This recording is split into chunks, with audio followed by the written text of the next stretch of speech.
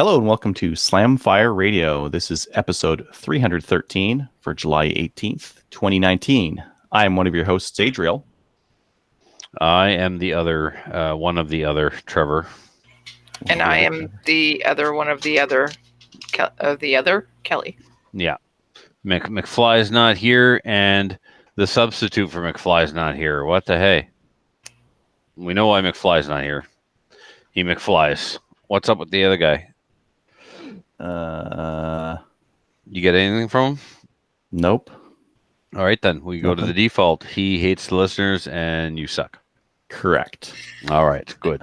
Yeah, good. I think that's exactly exactly what has transpired here. Yep. Yeah. Just outright hate for the users. Yeah. Yep. Why don't we get into what we did in guns? What we did in guns this week is brought to you by the Calgary Shooting Centre, Canada's premier firearms retailer. Right now, they've got Vortex Diamondback 10x42 binoculars. I hate how 10x42 is a thing. They're $299. They're not 10x42. Oh. They're 10 magnification, 42 objective, right? Yeah. And then you get into scopes, and then what kind of scope do you have? Oh, I have a 3x9. It's like, no, you don't. Yeah, you have a 329 by 40.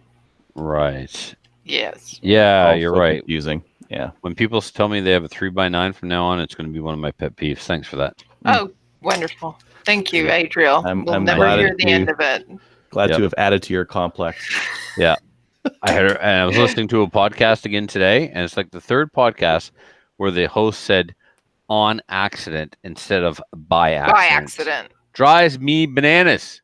If you say on accident, you don't deserve to speak. You should have your speaking kind of like if you say irregardless? Right. Not a word. Irregardless is not a word. Regardless. Regardless of how many times you use it, irregardless is not a word. But is furlough achieving a word? Don't make this about me. Technically it is because it's now in a dictionary. Right. It is. But irregardless, not a word. And on accident is just plain douchey. There's lots of words that we can use that are plain douchey. Yeah, you won't let us use them on the air. Let's record them after, shall we? Perfect. All right. Well, I'm actually streaming two ways right now. We're streaming on Hangouts, and I'm streaming this also to the other stream that we abandoned. So I'm testing this out right now. We're testing it live. See if they'll go. See if it'll go. It might. You might get 2 notifications. Slamfire is live 2 ways. You can watch us on 2 screens if you really wanted to right now. And I would recommend that you do, because then we get twice the viewers, right? Okay. Yeah. I think that's how it works. Okay. Jason Trevor, Phillips, irregardless is not a word either. Irregardless? Irregardless. Somebody's making that up. Jason Phillips. I think so. Yeah. Anyways, Trevor, do you want to let us know what you're up to in guns this week? Sure. So only 2 things. Working my butt off on SummerSlam. SummerSlam is 19 stages, 336 rounds, the biggest match I've ever done. It's probably the biggest match Atlantic Canada has ever seen. And there were simply 6 stages that could not be built until the range was closed for construction week. And Rifle Day is Monday, so we didn't take that away from them because they're going to lose they're going to lose a day, and Trap's going to lose a day during the week of the match. So we started construction week on Tuesday. Let the rifle guys have the range on Monday, and we're actually going to stop construction on Sunday during Trap for a couple hours Sunday afternoon. So, I got a lot of it done, but there were 6 stages I couldn't tackle until construction week started. So, because they're on ranges that we typically don't use. So there's the 22 range, the 600 yard range, and the 200 meter rifle range. So I got the ones done on the 600 yard range, the quick and dirty, couple of walls, target stands in a box, real quick and dirty. The 2 today, we got there at 9:30 and we left at 6:30, and we did a couple of other things, especially when it was done. But basically, it took us all day to build those 2 stages. And they're both short courses of fire.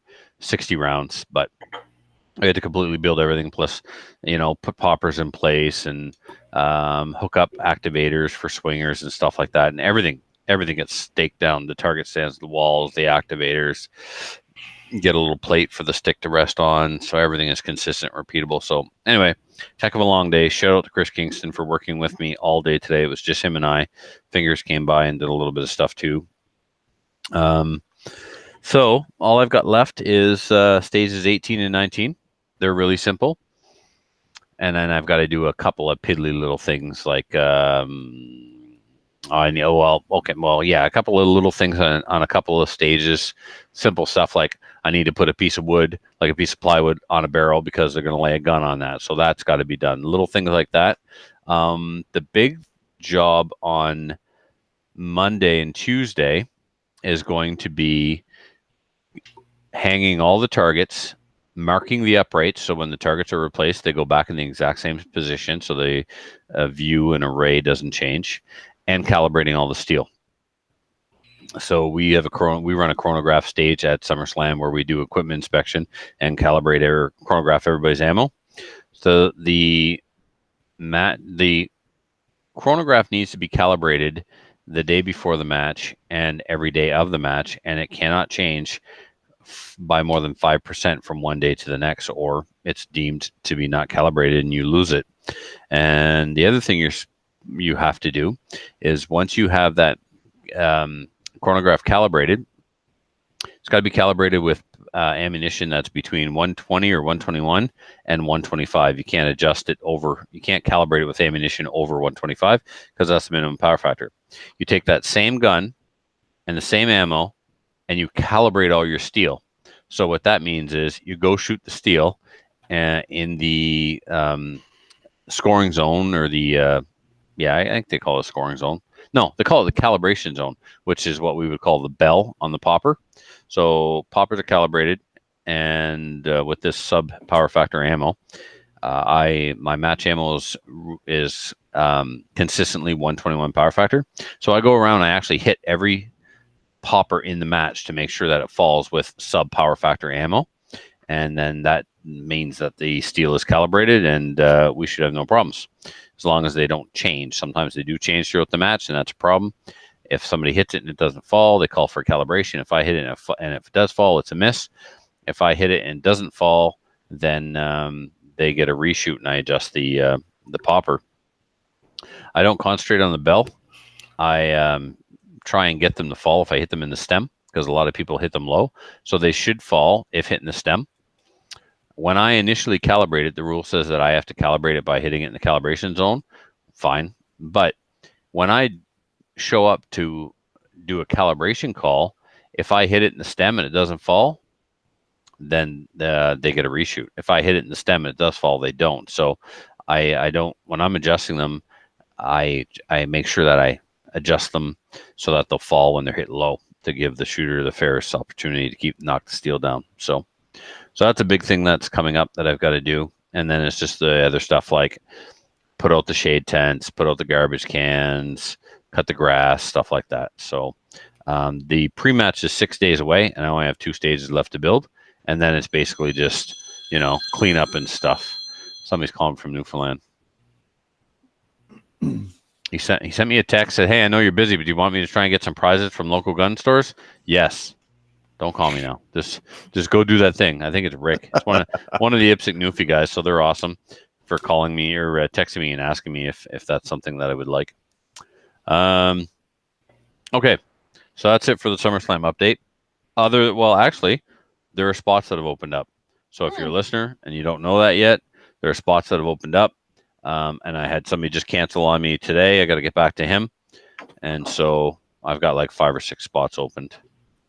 So now, I got all my... when they back out at this point, do they not get their money back, and you just fill a spot with someone else? Correct. Right. Yep. So, but one guy was like, "Well, can I get a credit for the cancellation policy has passed?" But he's got a story. He's been deployed. Blah blah blah. Might miss the nationals. Blah blah blah. My heart goes out to him, but if I make an exception for him, then it's everybody's gonna start, right? Yep. So yep. But yeah, my kuis came in. So when I was in Alberta, I purchased 3 kuis. One was back at Denise. I sent them the money for it and picked it up when I got home. I don't know if I showed it on the show or not. Then the other one, I walked into Cabela's, and there was a Kui Model 84 20 gauge sitting on the wall. So I bought it. And then before I left, I bought a 16 gauge off CGN. So in case I haven't shown them yet, everybody pretty much knows what a Kui looks like. But there's the 410. The barrel has almost no bluing left, but no rusting, no pitting. So I think what I'm going to do with all 3 of these, except for the 20 gauge, because the 20 gauge has a case hardened receiver. So case hardened has that, like, if you drop oil in a mud puddle, that chemical swirl look to it. That's what case hardened looks like. So that receiver I'll leave alone. But the receiver on the 410 and the receiver on the 16 gauge, I will. I think I'll get Denise to rust blue them, and then I'll hot blue the barrel. So I'm a little disappointed with the 16 gauge, but we'll save that for last. So there's the 410. Yay, 410 Kui single shot. Trigger's horrible on the 410. Mm-hmm. On the 20 gauge, That's bad. believe it or not, I think it's worse. Oh. The 16 gauge is mint, man. It's so nice. It's like, it's just so nice. It's not heavy. There's no creep. It's a nice single stage, no take up, just pressing it fires. Nice. I'm going to try dropping it. Drop the butt on the ground, see if it goes off. Really? You make me do that every time. Nope. Okay. All right. I was thinking like maybe someone polished that trigger group up A little too much, yeah. Yeah. So this gun, one cool feature is it came with some old school like artwork. Check this out. Yeah, I saw that. I was gonna ask you to. Yeah, there's a hand painted grouse underneath the handguard. Nice. And then here's a Drake mallard. Nice. Oh, nice. Yeah. And then on the other side, I got a rooster pheasant. Oh, cool. Yeah, I mean they're not horrible. Well, they're horrible. Let's face it. But it's hokey in a really kind of cool way, you know. Like that's some it is what it kind of is. like you. Yeah, that's it.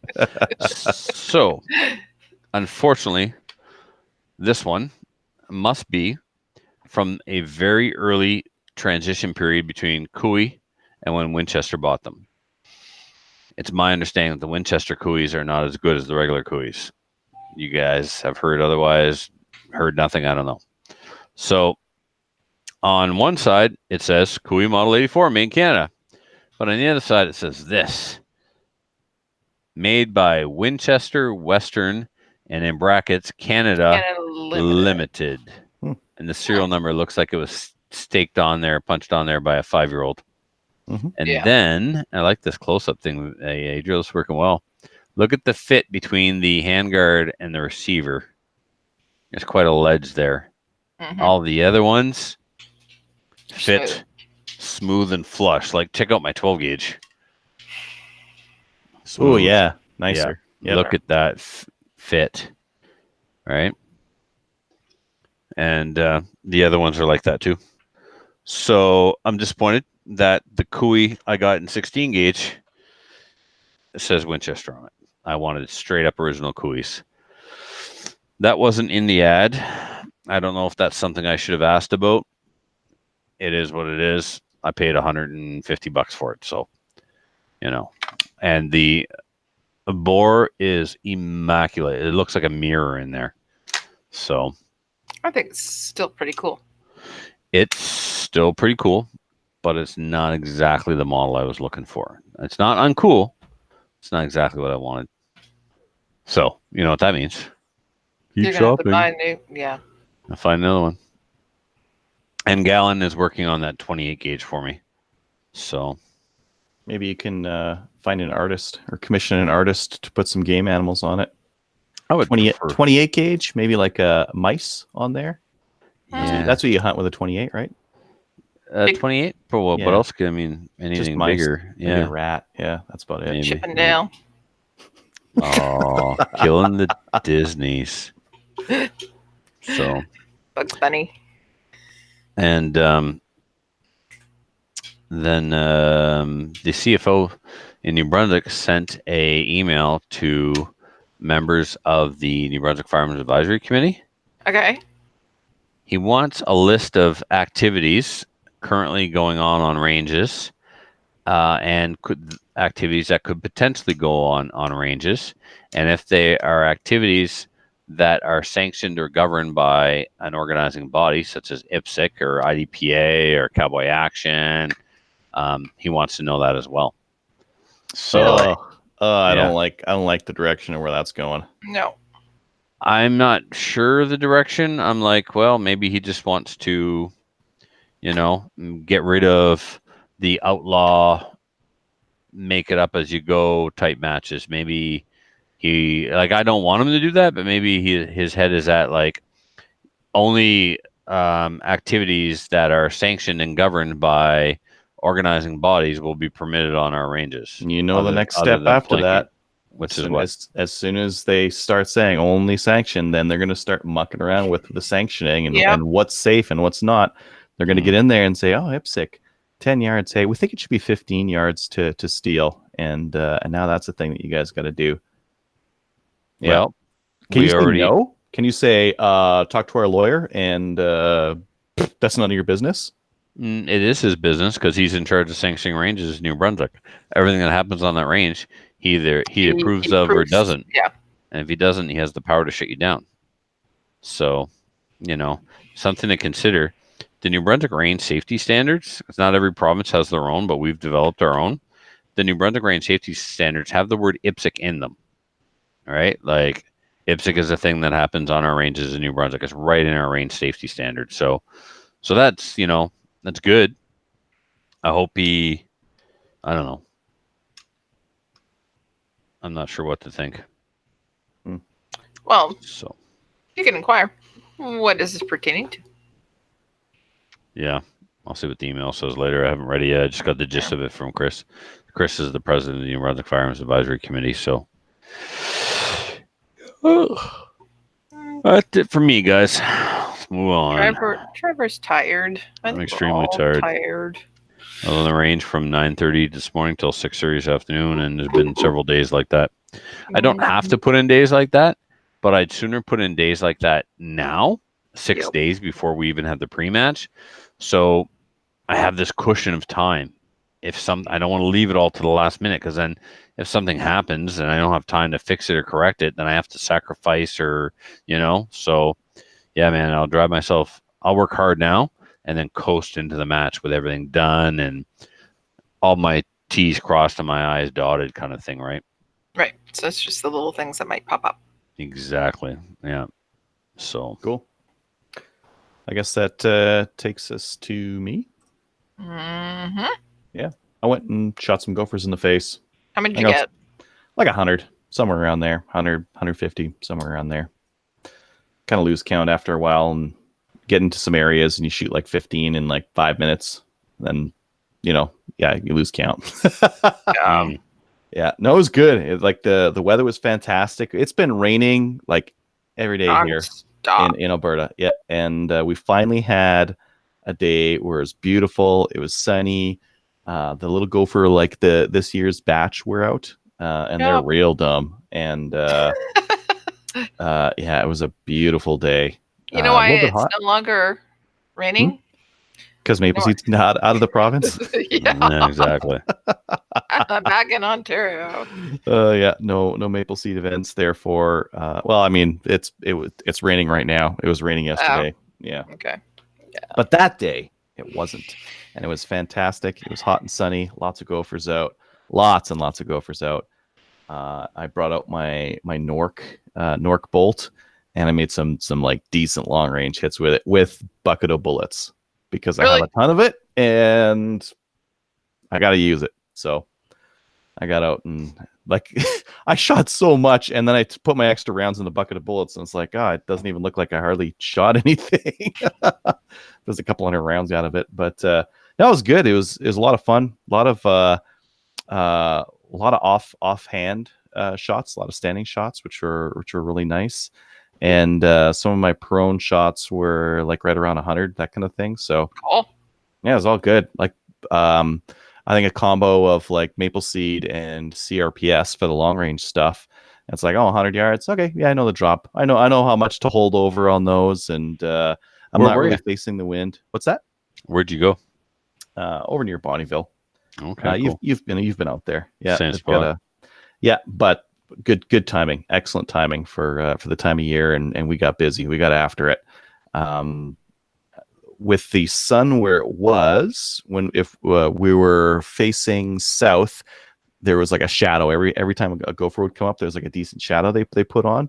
So wow. you put on like polarized sunglasses or something like that, and they stick right out, and you can see them very easily, and then get after it. Yeah, and there was a ton of them out there. So that was a ton of fun. Got a whole bunch. I sold an SKS. You did. I had two, and this one guy I know was looking for one, so I was like, here you go, buy this one. So that's make some room in my safe. I was actually going to sell a different one, but it's at my parents' place. My parents are like building a new house, and so really, they're building my- a new house. yeah, and the safe was like in behind a whole bunch of garbage, so I couldn't like get to it. And I'm like, I'll just sell them the other one. That pretty one there that you had the other day on the show. Yeah, that's the one I sold. You Really? bastard! Yeah, I'm pretty sure I told you I wanted that. Really? Yep. It's an SKS. Yeah, but it's a really nice SKS. There's I lots of can't believe I said those words. That's amazing. It's also a sold SKS. Thank you, Kelly. Yeah. Mhm. No, so like I don't know. I've already got an SKS, and now I had two. Don't need two. Sold it. Now I'll buy other stuff. I gotta sell this. No, wait. I'm trading that BCL 102. I'm trading that. Are yeah. you? Yeah. What are you trading for? A guy offered to trade boot. me an M1 Garand in What? 308. What? Really? It's a built one. So he's building these, I believe, from Breda receivers and some like Greek other Breda. parts. Breda, Breda. Breda, whatever. Greek. There's all actually Greek to me. Beretta and Breda. Anyway. Yeah. So I think that's what he's doing, is just building. He's building all of those, but who cares? I don't care. New barrel, new wood. Yeah, hook me up. So Yep. I'm gonna get that, and then probably monkey around with that for a bit, sell it, and buy something else. I don't know. We'll see. It's what you do. Yeah, that's the thing I do. So I got to get to reviewing the. Do you know? Sorry. Do you know what barrel's on it? Do you know if it's a Citadel or a Citron or Criterion? I mean, no. Don't know. No way. Nope. Find I out don't when you. really care, because I do. regardless if it's you do, Irregardless. Some might buy it. irregardless, Irregardless, not a word. And then I don't know. I've been doing some like maple seed stuff and like prepping up some kit stuff and slings and whatnot. He has been on it. I like Yeah. him. I'm so happy Adriel came on board. I've got enough stuff to make 50 Me too. slings. He'll teach instead of shoot and give me a chance to catch up to that high 240 score. Yeah, I will just throw him on the line every shoot. 244. Yeah. 244. Don't be calling it a 240. I said high 240 score. Hmm. Listen, I kissed your ass royally at the You did. yeah. You don't need to anymore. I'm there. I'm good. Right. All right, that's it for me. Kelly? So I've been away for 2 weeks. I've been doing the Maple Seed Western Never Tour. Yeah, What? thanks a lot. Shut up. We missed you. I missed you too. That was one of the best part about going to the charity shoot was Was we it got to ever? hang out together. Like We were all neighbors. roommates. Yeah. It reminded me of college. It was kind of like college, wasn't it? Yep. Stacy and I, we were rooming. You and Gallon are in a room. There's bodies everywhere. Just like college. Drinking until 4 Yeah, a.m. there was less liquor and sex than college, but other Yeah. than that, it was a lot like college. Yeah, it was. You guys were awesome. It was. We need to do it more often. Just go shoot, have fun, Get hang an out with Airbnb. everybody. Have an Airbnb circa Drastically 1970. Underreport the number of people who are sleeping in that Airbnb. He might be listening. It's true. That's true. Well, yeah, we're- circa what? I don't know if we 19 talked about this. 1970. No, it was more in the 80s because there was a microwave in there, but it was a period correct microwave. I swear to God, like that Airbnb was straight up out 1983. Now the paneling on the wall was 70s. Yep. Yeah. But the furnishings were from the 80s. Even the toaster was from the 80s. Like, how do you find, like, he must have hit all the yard sales to furnish that with 1980s appliances. It's crazy. It was kind of cool. That was very cool. I thought it was awesome. Yeah, we had quite a few people in there, and we had one bathroom. So it was interesting, but everybody was really respectful of each other. Not just that, it was the bathroom we had to share with Gallon. Yeah, and he was having monkey bottom, as he liked to call it. Monkey butt. Monkey bottom. It was not good. But it was a brown bathroom. The tub was brown. Everything was brown. It was interesting, to say the least. But it was fun. We got to hang out with some people that we really like to hang out with. Gavin and sorry? Angela. Well, yeah, Angela was there, and Ian from the Prepper Podcast. Everybody came over. All the IITs we had a maple seed on the Friday, and all the IITs came over, and everybody just hung out. It was really cool.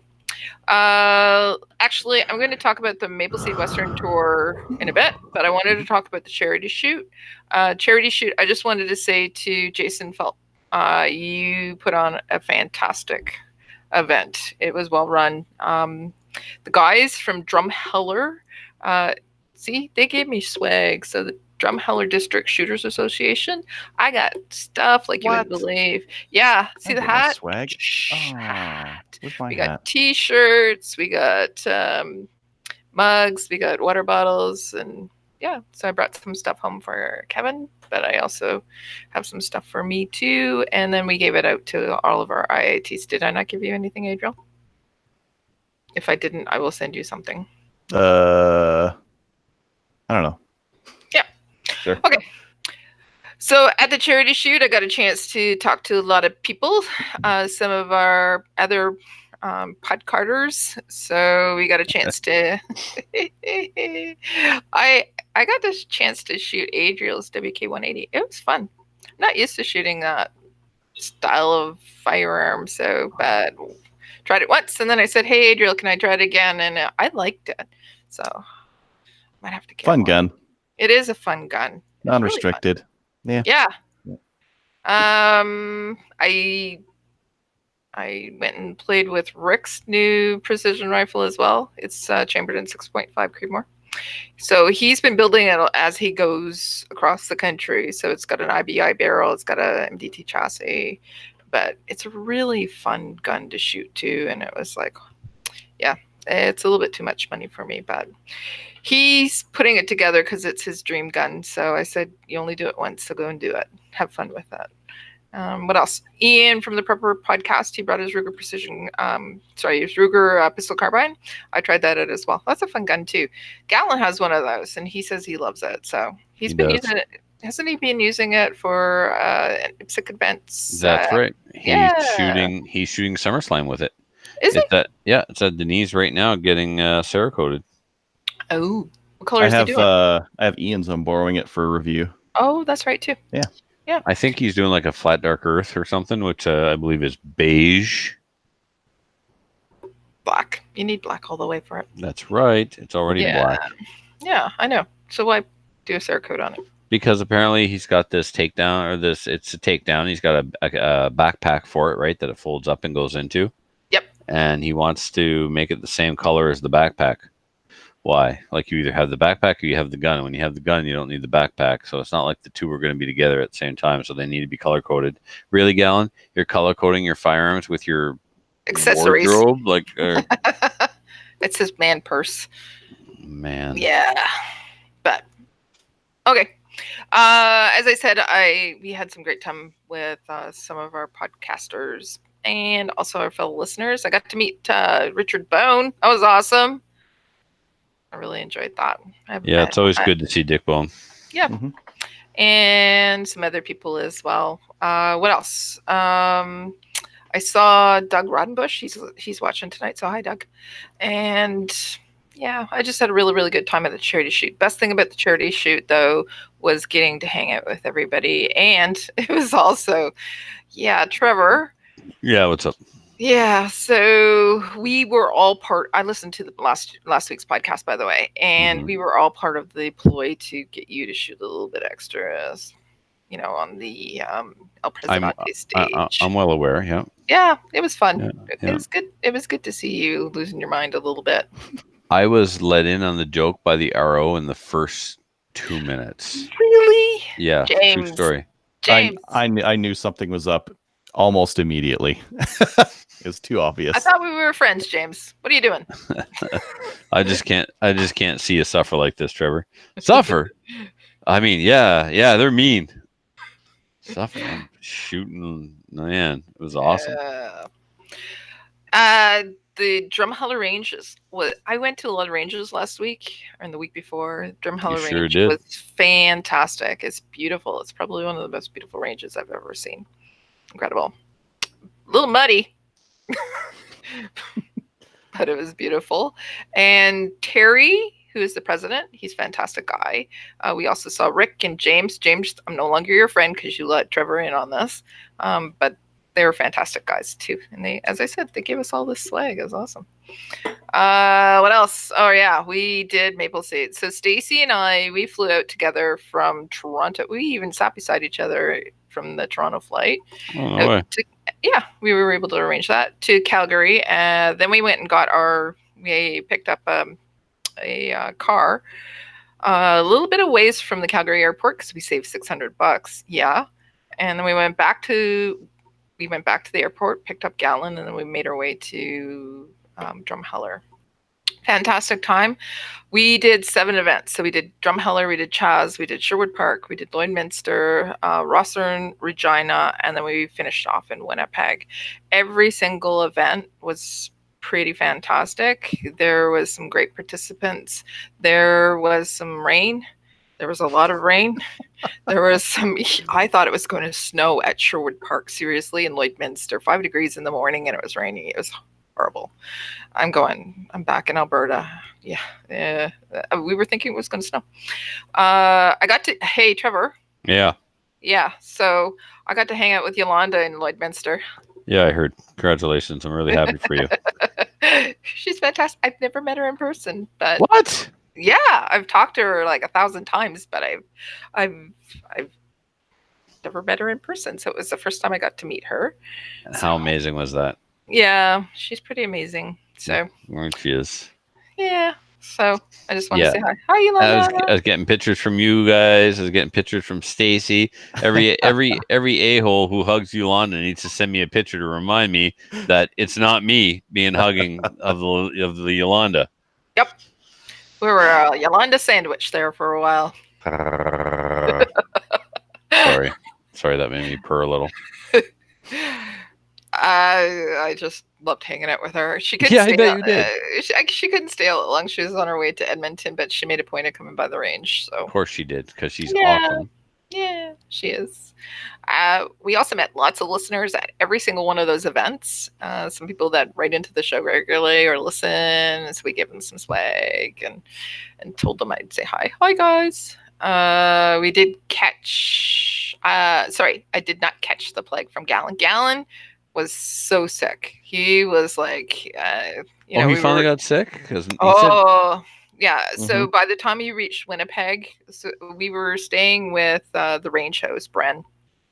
And so Stacy and I were sharing a room. Gallon was in, he's a single man. So he has like a reloading room. He has a gun room, and then he has his bedroom. So Stacy and I stayed in the bedroom. Living the dream. I know, eh?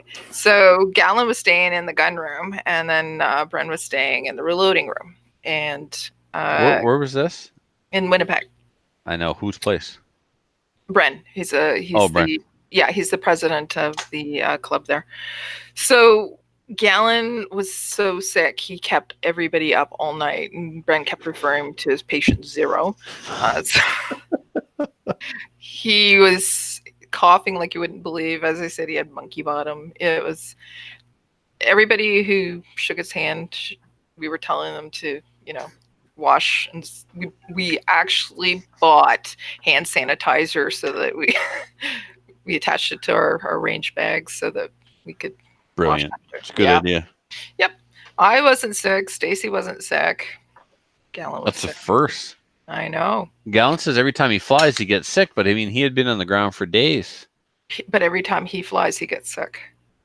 So, yeah. But it took a while to kick in this time. Yeah. What else? Oh, we got a chance to push all of our instructors in training. So they all stepped up to the plate. They flourished. Basically, Stacy, and by the time we were done, Stacy and I were able to sit back, relax, and watch these guys do all the points of instruction. Start drinking. Yeah. No, we weren't able to do that on the line. We thought about it, but we weren't really. We thought it wouldn't, our insurance wouldn't cover it if that happened. Right. I like the idea of a couple sauced ladies in the back row in the peanut gallery just shouting like, "You're not doing it right. Do the palm shelf thing. Come on, like I showed you to. Get your elbow under the gun." How many freaking times? Yes, that would be awesome. We did drink liberally. It's after some of the shoots were done. Oh man, did we ever get into the sauce after the banquet though? Yeah. Oh man, there's parts of that night for me that are like, I don't know, man. Yeah. I don't know. Somebody kept telling me they loved me. Her name started with an S and ended with a Y. Love you too. Yes, I love you too. What else? Look at this here. I love you, Kelly. Yes, Stacy. I love you too. Not 2 minutes later. You were listening, were you? She's a happy drunk. I love her. Yes. Okay. What else did we do? We promoted 3 really outstanding people. We promoted Adriel. Did I tell you, Adriel, how much I appreciate you? Yes. Well, I'm going to tell you again. We promoted Ryan B. Temps. Like, this guy is fantastic. I just love him. He was so quiet last year. I'm going, I'll tell you how much, listeners, I'll tell you how much Kelly loves this Ryan dude. Before he arrives, Kelly and Stacy take me to the side and like, Trevor, we really like this guy, okay? I'm like, oh, okay. No. You don't understand. Like, don't scare him off. What do you mean scare him off? What am I going to do? No, Trevor, we like this guy. Like, you need to be nice to him. Don't scare him off. I'm like, I don't understand what any of this means. Like, where's this coming from? So yeah, you guys really love this Ryan guy when apparently I need some boundaries established before he even shows up. Ryan is was very quiet and very sweet and very in the shadows, and I'm going, oh my God, what are we introducing him to? So we thought maybe, okay, Trevor. Yeah, I need the warning. What about Gallon? Okay, we gave Gallon a warning as well. So Gallon, don't ruin him. We like him. Don't ruin him. What do you think? He's not going to molest them? Well, maybe. So he's kind of cute. Okay. We promoted Adriel, we promoted Ryan, and we even promoted Gallon as well. We did it on the last shoot in Winnipeg. We even promoted Gallon. Come on. Gallon surprises me. Gallon is fantastic. He's an excellent instructor, completely professional. Yep. Yep. He was fantastic throughout the whole entire trip. We didn't have to. I occasionally threatened to actually throw him out of the car if he didn't. Don't make me pull over. The whole entire trip, he called me Maple Seed Mom. He kept taking Snapchat photos and labeling me with Mom. I'm going. You're an asshole. Well, didn't we make a MILF joke at your expense a time or two? Yeah. There you go. Okay. Yeah, but Gallon really, really stepped up, and he nailed it, especially at the last event. We were in Winnipeg, and Stacy and I, we were toast. We were done. And Gallon was as well, but he was fantastic. He took over the line calling when I was done, because I was literally done. And we also had a chance to meet some fantastic IITs. Chris Campbell. So when I was listening to the show last week, you were referring to Ryan as the guy that would put up, I don't know what it was. Oh, Chris, that's his name, the ninja. Chris, yeah. Chris gave me the 1022 to shoot. Yeah. And he's built 6'7" and 240 pounds, and you're not. No, you're right. I'm not. Neither are you. Neither is Adriel. No, but fantastic guy. We call him the ninja because he last year he was able to sneak up behind us. This guy is 6'7", right? But we could never hear him coming up behind us. So this year, what we did was we went and got Y'all be too busy talking all the time. Whatever. So when we went to the dollar store, and those kitten collars with the little bells on them. Oh my God, you didn't. Yeah, we got the ones with the reflective tape and everything, so they're safety. And he put them on every shoot that he went to, and he went to 5 shoots. He wore those kitten collars on his wrists. You know what? Who's going to tell him no? Who's going to question it or make fun of it? You do Nobody. That death touch thing on you. Yeah. You're dead. But he was fantastic. So we finished up in Winnipeg on Monday. Today's Thursday, right? Yeah. So we finished up in Winnipeg on Monday. We were totally exhausted. On Tuesday, Gallon had to be at the airport by 5 o'clock in the morning. By the way, there's no Uber in Winnipeg. Did you know that? Yeah, or Vancouver. Oh my God. But there's a city bylaw against them because the taxi mafia is too powerful. Yeah. Cabal. Okay. Yeah. So we ended up going to the airport at about 10 a.m. for us. Stacy and I weren't able to get seated because the flight was freaking full. It was full of children. It was awesome. No. Yes. No. Kelly and Stacy had maybe a total in 2 weeks. In 2 weeks, we had maybe 10 hours of sleep over 2 weeks. So you know how. Stop it. No, serious. You know how happy I was, excited I was. So what happened was at the Winnipeg airport, I set off the scanner. You know how you go through security. Yep.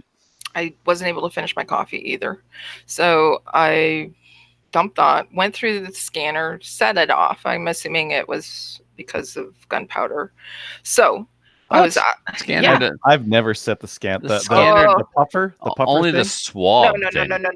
No. So I got a hit, and then I was asked to go and do an ion scan, which is fine, whatever.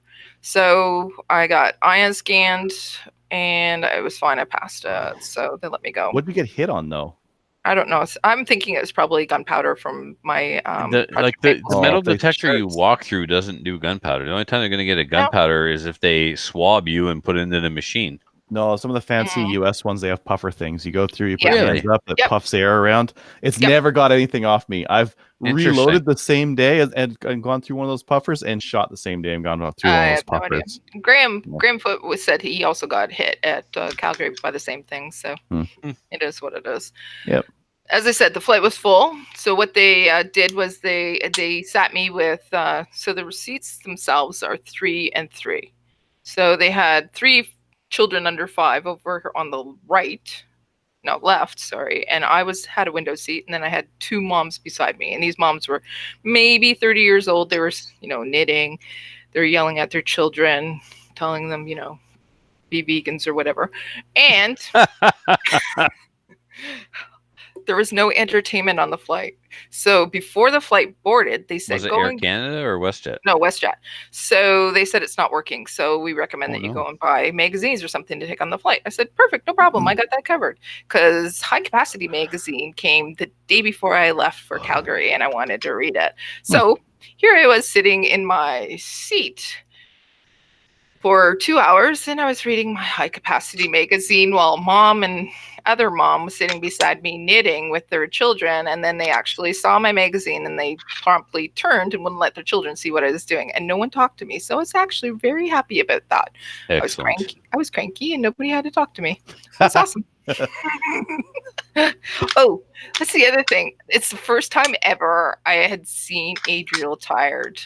We were in Regina. I think you were exhausted. You had a long trip with us. So Lloyd. Thank you, Adriel. Was it Lloyd? Yep.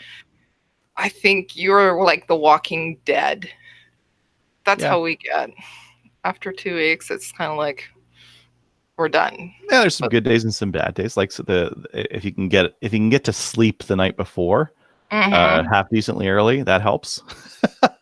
Staying up until 1 and then getting up at 5 in the morning is detrimental to your sleep and your mental health. Yeah, Yep. Doesn't do so good.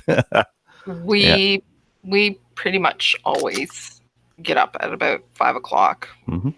Sometimes 4:30, 5 o'clock, sometimes 5:30. Yeah, you gotta fix that, man. Like starting the maple seed at stupid o'clock is why. Well, Because so you end at a good time though. Stupid o'clock. Yeah, What's I like leaving at 4:35. Right. I like that. Well, 5 o'clock ending, 5:30 packing up, 6 o'clock getting off the range.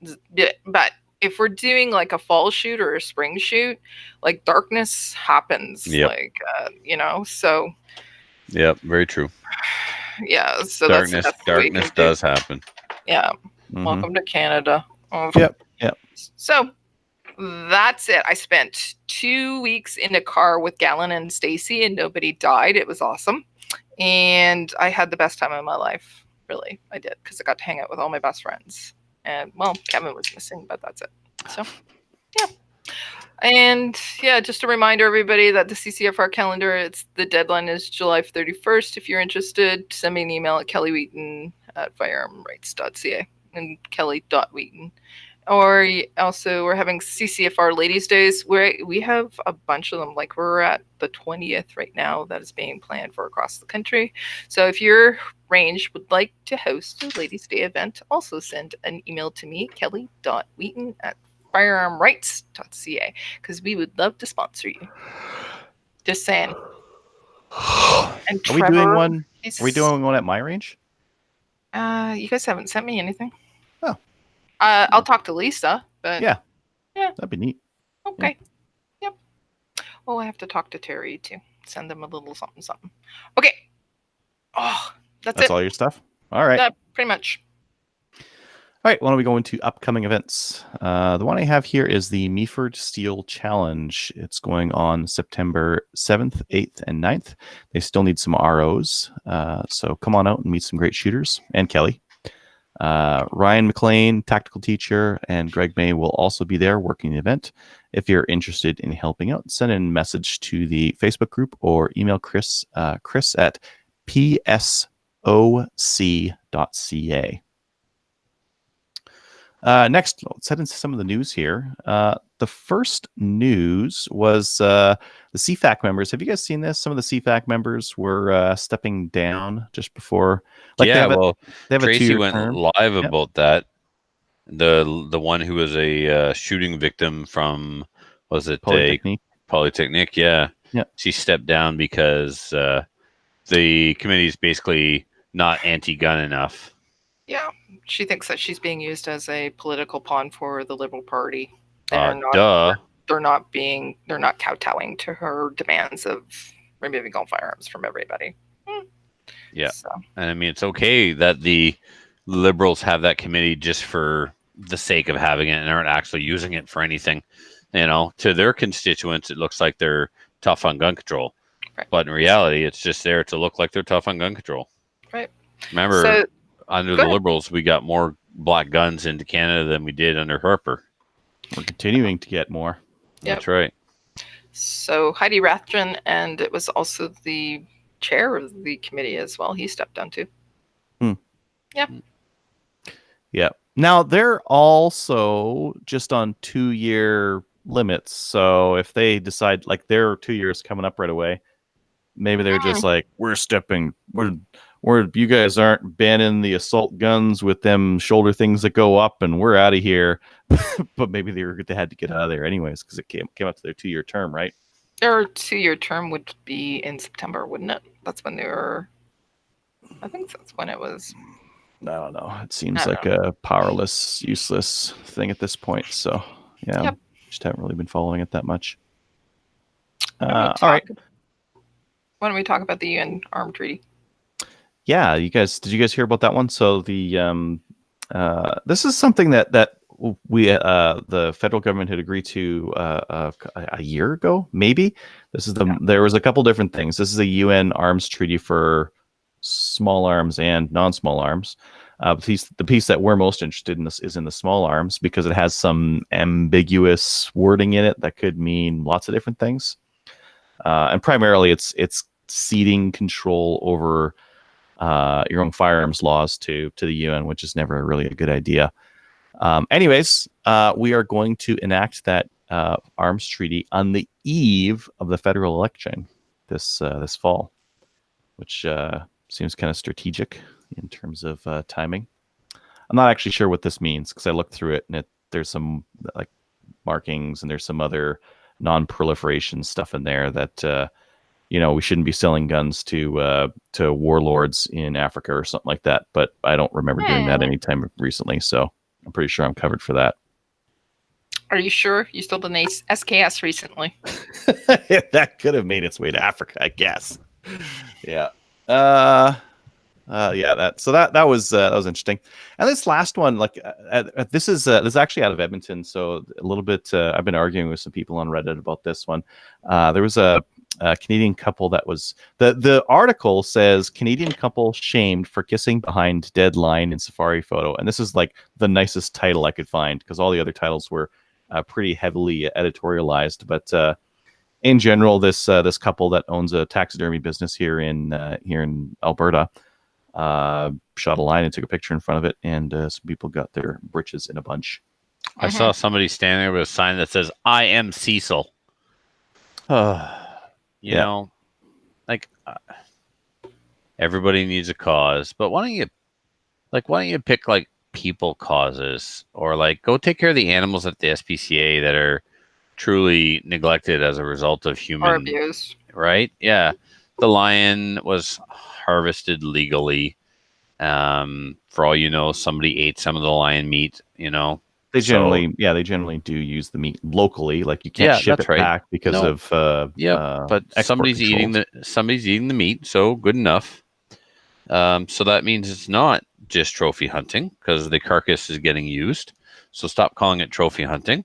Yes, they got a trophy out of it, but somebody got some meals out of it, so shut it. Yeah. If you're so bloody concerned about the well-being of animals, go down to your local SPCA and adopt a cat. Like, bring them a bag of litter or dog food or pay to have something spayed or neutered. Never mind this industry because it offends you vegan, soy drinking bill. Well, it's not just vegan soy drinking. It's hunters too. There are some hunters that are against the idea of trophy hunting. Then this, I'm actually do it. Then don't do it, but don't stop me from doing it if I want to, and it's a lawful activity. Yeah, and I think I'm actually going to write an article on it because it's something that I don't care that vegans are against this because philosophically I can respect it. You don't want any humans killing any animals. Cool, that is a purist philosophy, and I can respect someone's ideas. I'm not going to do anything about it, but I can respect that they have that viewpoint. It's the hunters poo-pooing on other hunters. Yeah, poo-pooing. Oh, they didn't show enough respect to the animal. They didn't do it this way. I think their intent was this, and I don't agree with. I think you should shut up. Yeah, there's too many extra things that go around it that try to restrict it, and I'm already here in Alberta. There was a hunter that was spear hunting bear. There's actually a couple hunters that were spear hunting bear. A video gets out of him spear hunting the bear. He's excited afterwards, and they're like, "Oh, this is not respectful." They banned spear hunting in Alberta because of that. And it's the thing is, a lot of this stuff we get squeezed from both ends. Some people are like, "Oh, you shot an animal with a rifle. Oh, you big man. Got out there with a spear or a knife." Some people are doing it. Oh, that's barbaric. You can't do that. We're getting squeezed on both ends of this argument. Yeah. And you want me to wrestle it to death with my bare hands? Yeah, there's really no winning with this, and I think the only true strategy that we need to take is one of that we're hunting. That's the way hunting it is. Hunting, yeah. Hunting is hunting, and I don't care if it appears that they're not respectful, or I don't care if their intent isn't the same intent as you. It doesn't matter. It doesn't have to be the same thing as you. It's legal. In this case, with true. Sorry, I'll just keep going. I was just gonna say, Jump in. As long as I'm not gonna go and shoot a lion. I'm not gonna do that. But if it's legal, it is legal. It is what it is. If that is your thing, go and do it. I can't say anything about it, but if it's something that's done illegally, then I'm not going to Well, support we're not. that. Yeah, we're not even talking about that. That's a whole other conversation. Yeah. So, you're right, Adriel, about it's disgraceful that hunters would throw hunters under the bus like this. It's like while you're eating your McDonald's cheeseburger, don't talk to me about hunting. Oh, hunting is cruel. Listen, if you're a meat eater and you don't and you think that hunting is cruel, you're not only a meat eater, you're a hypocrite and an idiot. Like you need to educate yourself. No meat eater should be critical of a hunter. Right. Period. Well, the other thing that I see is the analogs between how the firearms community in Canada demonizes like AR-15s and handguns. They're like, oh yeah, I like hunting, but I don't need an AR-15, and they demonize those things. And the same thing's happening over here. They don't realize like this, like after trophy hunting goes, what happens next? Hunting. Bear hunting. In BC, they banned grizzly hunting, not because like the species was dwindling or anything like that, because it was socially unacceptable. Yep. Now, there's a big problem for us because if it, like you take this all the way down, trophy hunting goes first because it's a flashpoint. People take flack for taking photos in front of a dead lion. What about your photo in front of that dead deer? Did you really need the meat off that deer? You could have just went to the grocery store. Yep, I could have. But I like to know where my meat comes from. Chips away at it, right? No, I mean you can like. There's lots of great meat selection at the crunchy hippie granola meat markets, right? You don't need to go for that deer, and that's the reasoning that we're gonna take with this thing.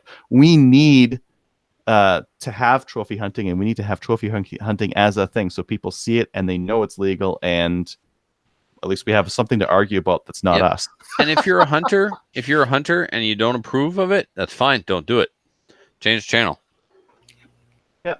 Yeah, and don't poo-poo it because it's damaging for us to have legitimate hunters poo-pooing what other people are legally doing, and probably like doing a ton of good actually in some of these places. Whether the lion is, I think in this case it was like a farmed one, which again is not my cup of tea. I would not go hunt a farmed lion. It has nothing for me. But that lion wouldn't have lived if that industry wasn't there, because there would be no point. And even if it wasn't, if it was one of the park ones and they had to get rid of it because it was old or whatever, and they sold a $10,000 license to go do it, cool. They would, like, some conservation officer would have had to do that job anyways, and it would have cost them money instead of made them like 10 grand, right? Who cares about all the other stuff in between? It's a net benefit. Anyways, I'll keep talking about this if you guys don't stop me. So I'll stop myself. Say you're gonna write an article about it. I'm gonna write an article about it because I think that I'm not gonna change the mind of people who just don't like hunting. I hope to change the mind of hunters who poo-poo it, because it's a strategically poor choice to throw these guys under the bus, because next it's you. And it's not even like it's not an alarmist thing. BC banned grizzly bear hunting. It's gonna start happening more across the board, and that's just because of the Lower Mainland. The rest of BC is like rural and wild, and they probably wouldn't care about that. And they have to listen to the Lower Mainland because that's where all the population is. Yep. Yeah. And they only ban grizzly hunting from non-Aboriginals. The First Nations are still free to grizzly hunt all they want, because they wouldn't dare try and mess with the treaty, right? But you're not First Nations. Oh, it's not socially acceptable for you to do it, which is ridiculous. Yeah. They only, I'm not being critical of the treaty rights. I support the treaty rights 100%, but it's socially acceptable for one group, but not for this group. So it's almost like some kind of reverse racism. The natives are still allowed to do it because they're natives, but I can't do it because it's not socially acceptable for non-natives to do it. Yeah, I would rather have conservation officers in charge of the whole whack, and they manage the population, and they manage whether there's going to be game taken or not, because as soon as we add in all this other stuff, we end up with some really weird situations, like you mentioned, where some groups, basically on the color of their skin, get to hunt. Some of them don't, and it's not based on conservation or anything else. That should be where the buck starts and ends is conservation. Yep. Yeah. All right. All right. Moving on. Sorry. Yes. I got a little bit heated. I've been arguing with people who are just like throwing random stuff out on this, and it's from a position of complete ignorance. I don't trophy hunt. Yeah. I'll never go to Africa and trophy hunt. But it's okay if other people do. I won't stop them. It's legal. It helps. But you go to Bonneville and trophy hunt. Yeah, I mean, tell you what, you're sorry about that lion. Let me show you the 100 gophers I shot in the face over the last weekend here, and they look really cute. And you can find the tame ones in Drumheller. You can feed them. Yeah. But really, I feed them lead. I could choke a gopher. Yeah, or punch it. I would. Oh, I could punch a gopher right in the face. How come I wasn't told there were tame gophers that I could punch in the face in Drumheller? You probably didn't try feeding him, right? I wasn't told. I would have tried to feed them. My God, I would have been like, you would have horrified all the parents at the Royal Tyrrell Museum as you could be a little bit whack. Yeah. Have you ever seen a 40-something-year-old man get all geeked out and get so excited at the Royal? Well, let me tell you, I got pictures of Trevor. Oh, you're talking about? It pretty cool museum. It is a cool museum. Yeah. It's like a kid in the candy store. Yeah. It was fun. Museums are my jam. I'm a big old, and you want to see me in a fort, man. If there's a Parks Canada fort somewhere, I'm all over that like a fat kid on cake. Sweet. All right, let's go on to new gun stuff. The first one, I just saw this recently. I think this was yesterday. Iron Guns is bringing in a new non-restricted mystery 308 or 6.5. It's going to be something. It's going to be something, but they're being real coy about it. They've already listed the price, but they're not telling us what it is. Mm-hmm. Okay. It's a mystery. It's going to be, it's a U.S. manufacturer. Okay. They've built an exclusive rifle just for the Canadian market with a few extras. It'll be in 308 and 6.5 Creedmoor.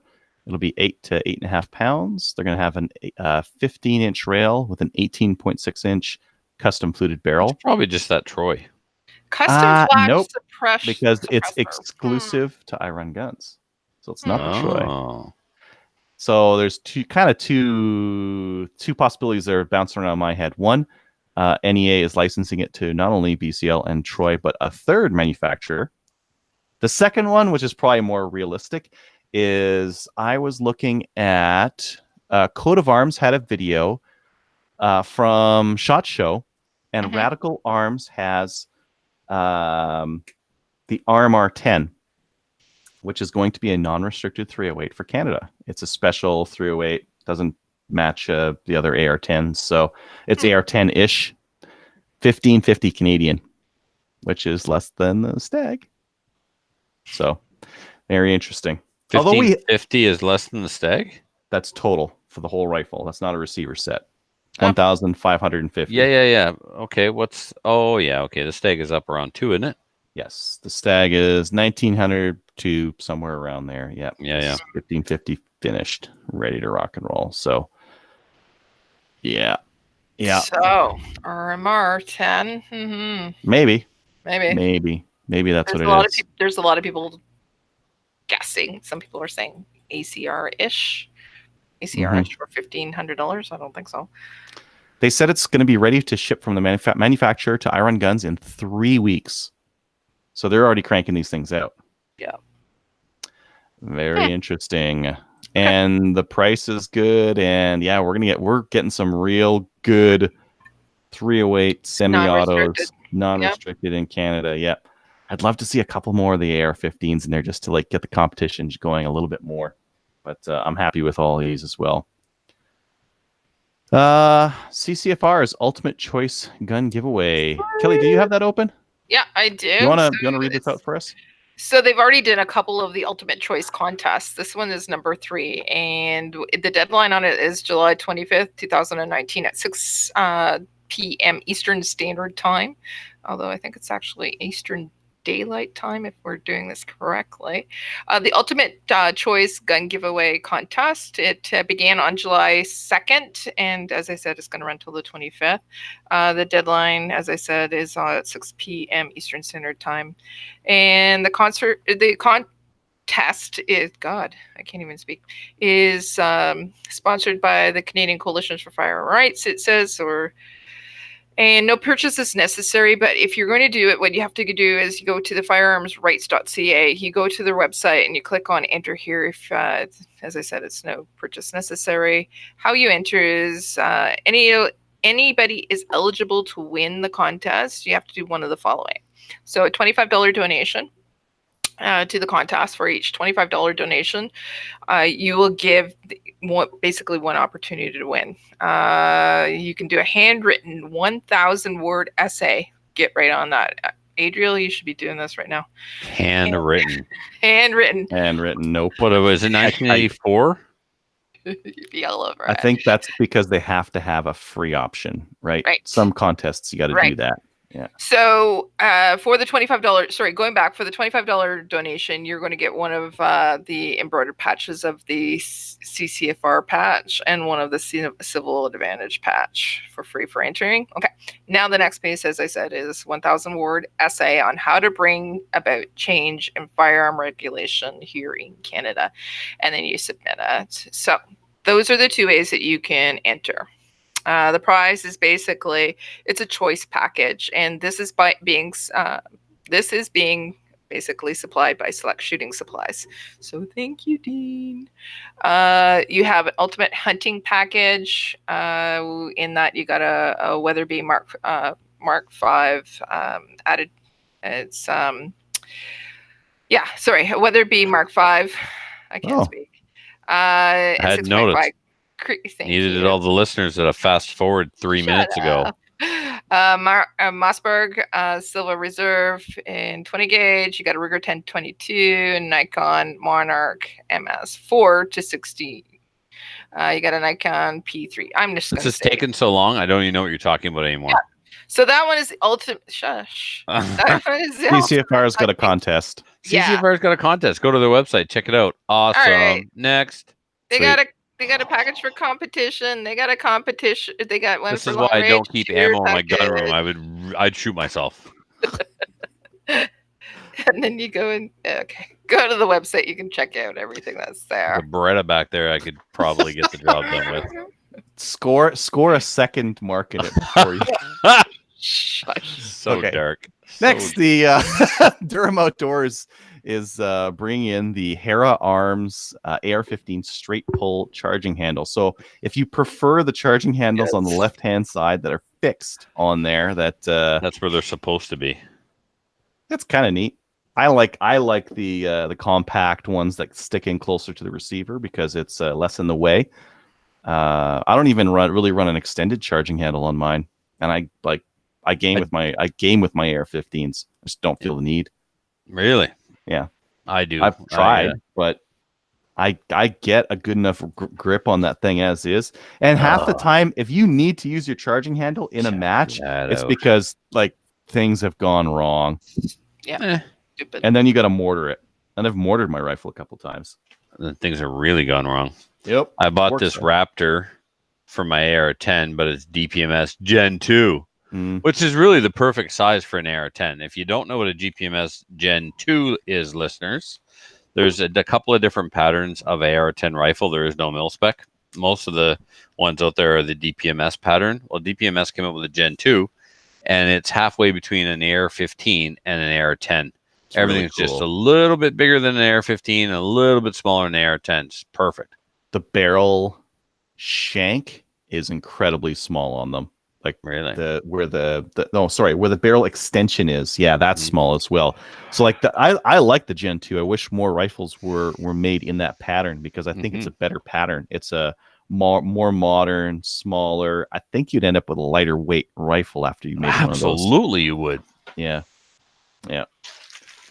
Cool. What was the last thing? Oh yeah, Iron Guns. They've got some PS. They got some PSA lowers with Deadpool riding a unicorn. If you Speaking want a lower. Speaking of lowers with cool writing, did you guys see what Yep. Sean from ATRS posted? Oh. I think I Okay. saw it before even you did. Yep. No, you did not.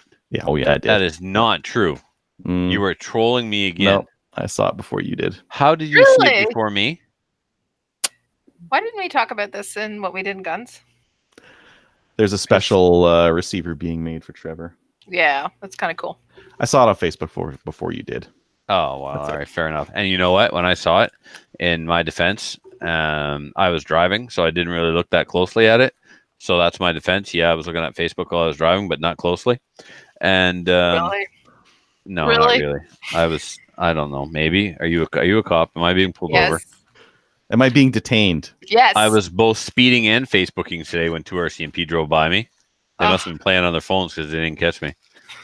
They're allowed to do it, you know.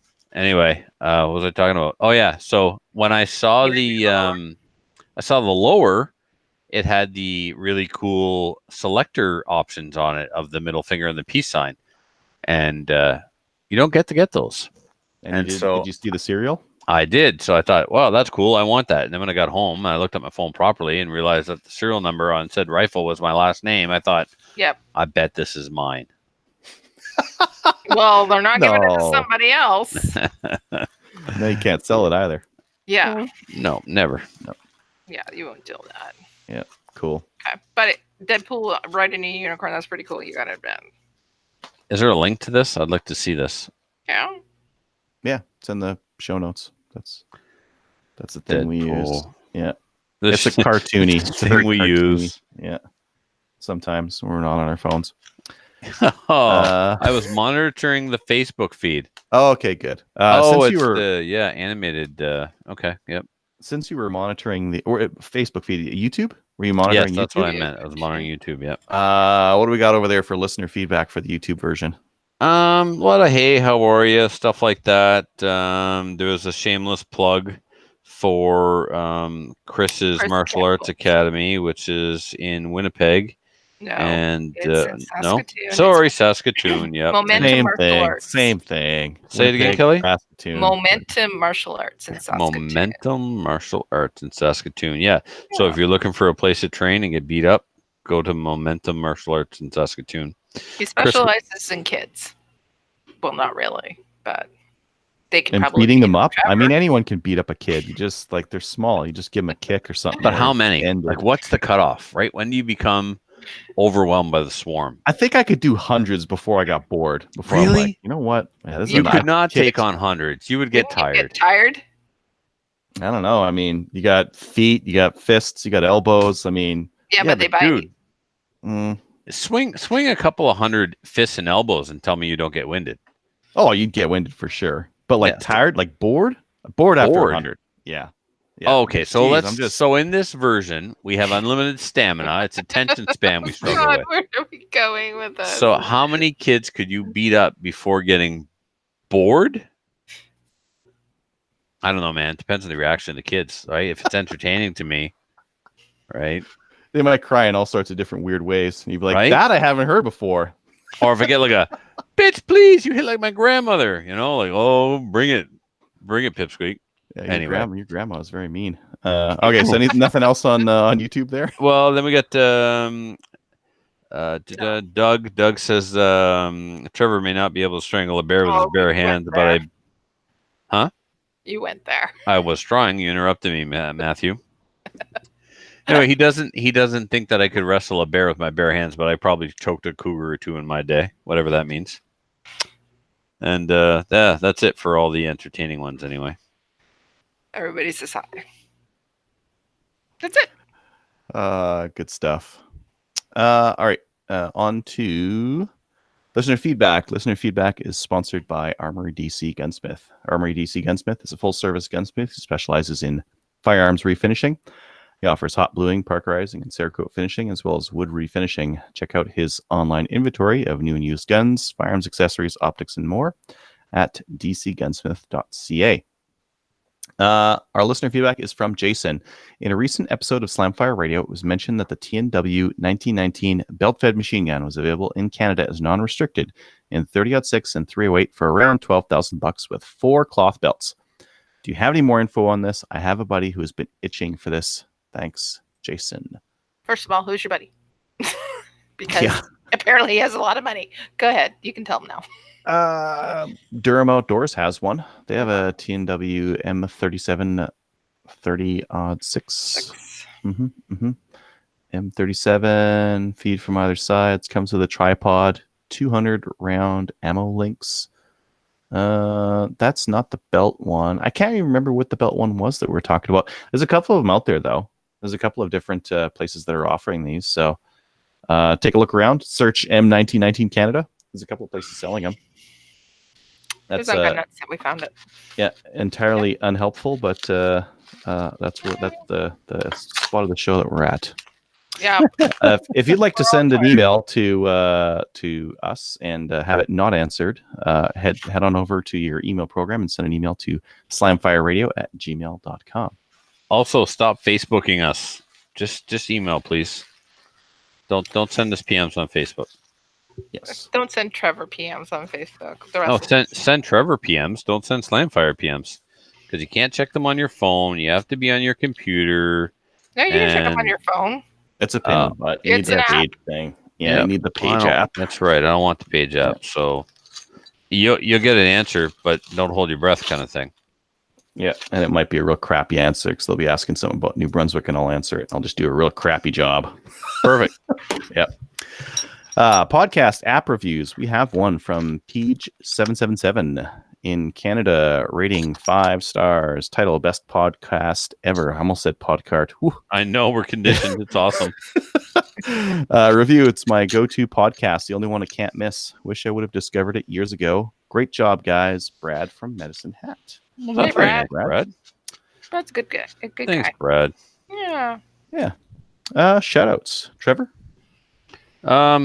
Other Trevor, Fingers, Stefan Drapo, Jose, Tresca, June, Chris, all those folks that have been busting their humps at the range this week to help our club and me prepare for SummerSlam to make it our biggest and best one ever.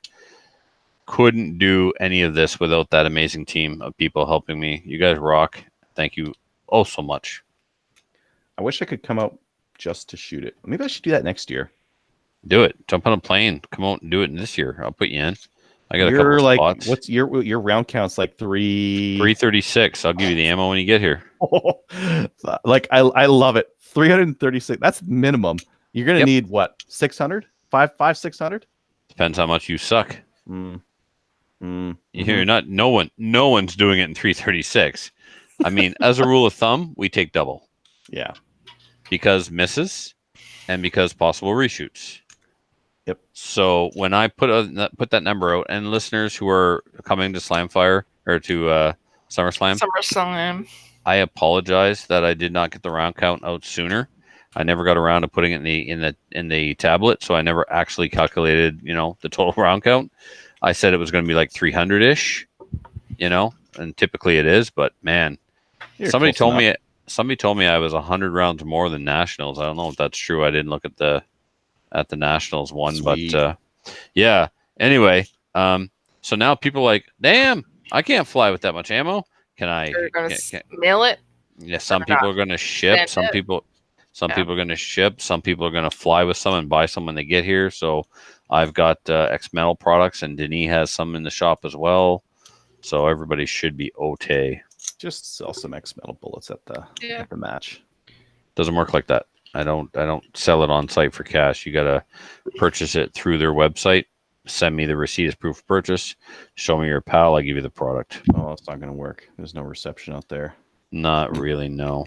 So, Kelly, you're waving at someone who's not there. You know that, right? You're just like, I know.